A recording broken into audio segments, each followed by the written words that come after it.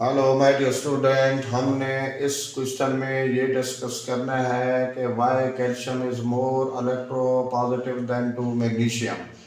कि कैल्शियम की जो इलेक्ट्रोपॉजिटिविटी है वो मैग्नीशियम से ज़्यादा क्यों होती है। माय डियर स्टूडेंट्स, इलेक्ट्रोपॉजिटिविटी का जो रिलेशन है आयोनाइजेशन एनर्जी के साथ वो इन्वर्सली प्रोपोर्शनल है।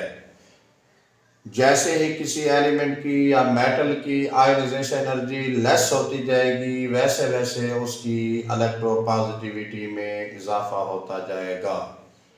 अगर हम मैग्नीशियम को कैल्शियम से कंपेयर करें तो मैग्नीशियम की आयोनाइजेशन एनर्जी 1450 किलो जूल पर मोल है और कैल्शियम की आयोनाइजेशन एनर्जी 1145 किलो जूल पर मोल है। यहाँ से ये बात साबित होती है कि from top to bottom in group ionisation energy जब डिक्रीज होती है वैसे ही इलेक्ट्रोपॉजिटिविटी क्या होती है, इंक्रीज होती है।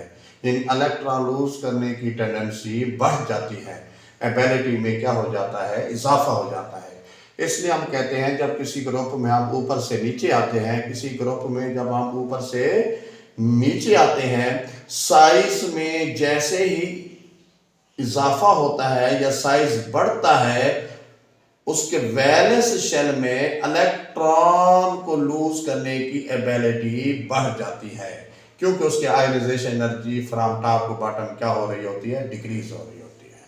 सुभान अल्लाह।